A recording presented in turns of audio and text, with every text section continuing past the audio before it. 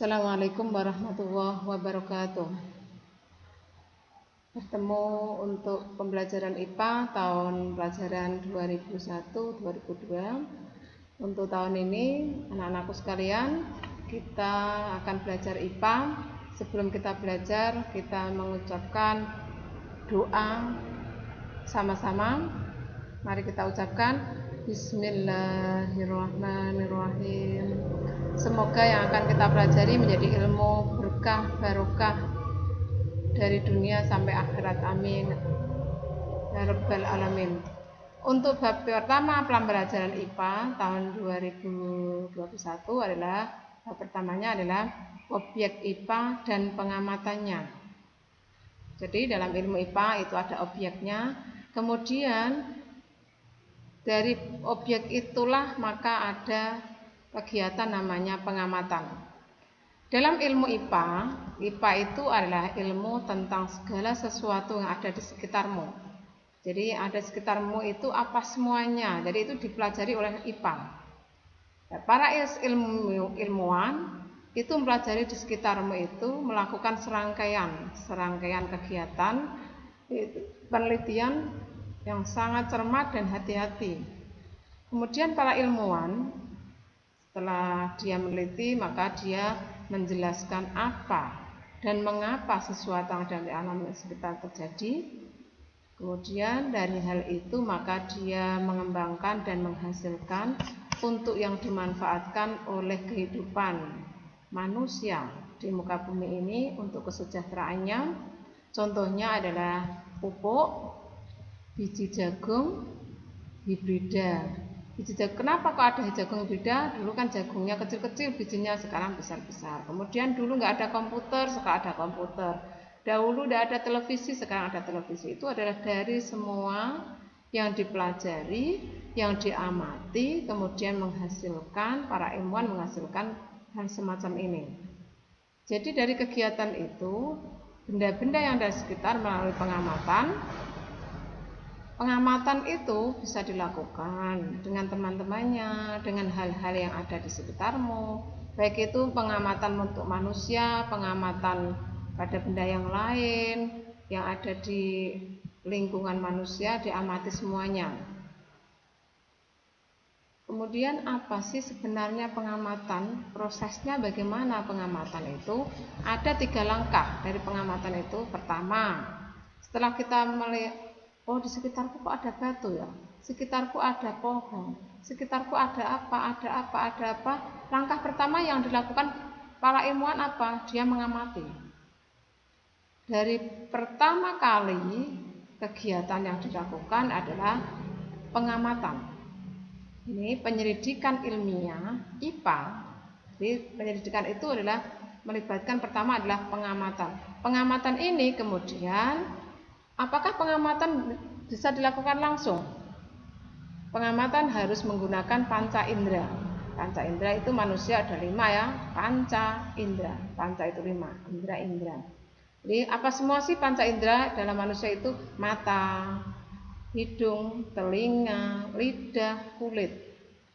Indera ini semuanya punya fungsi sendiri-sendiri pada waktu kita mengamati. Contohnya, kita kalau mengamati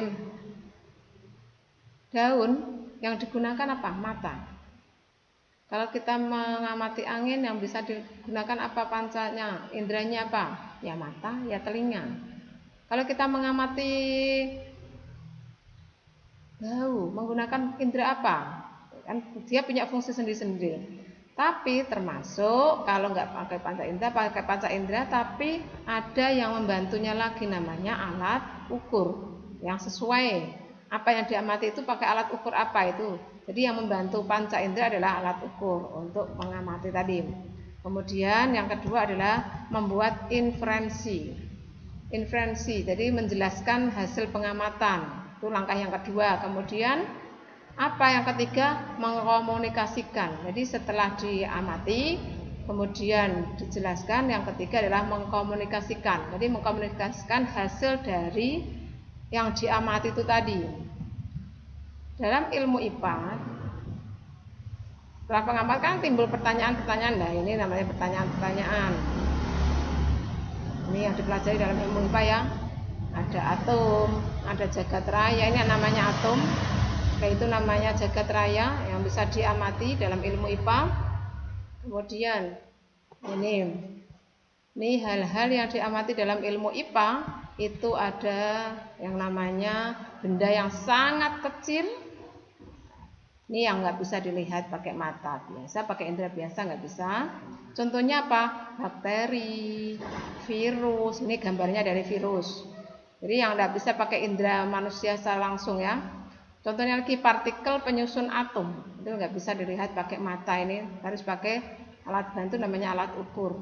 Kemudian kalau ukuran yang besar yang diamati ini pakai indera bisa. Contohnya ikan-ikan di laut, pohon, daun, ranting, ini semuanya bisa pakai indera manusia secara langsung.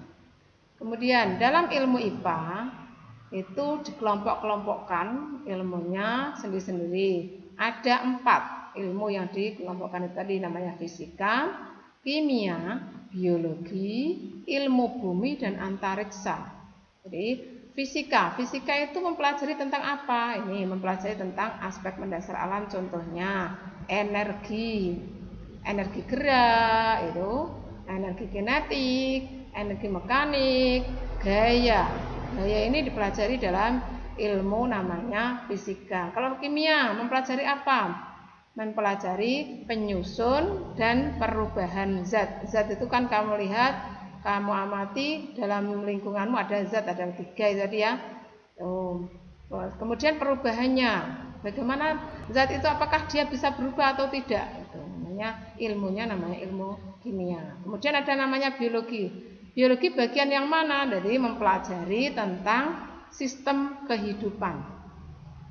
Bagaimana sih manusia kok bisa makan?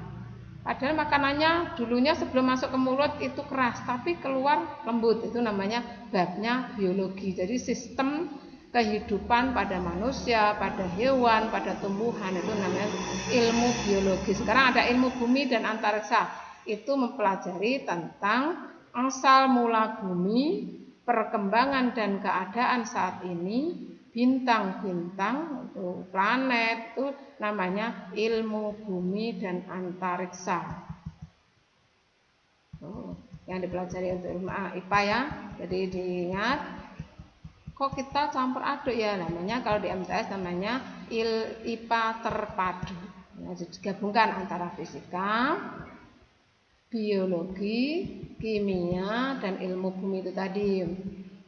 Sekarang yang kita bisa pelajari lagi seterusnya adalah pengukuran. Setelah kita pengamatan, melakukan pengukuran babnya.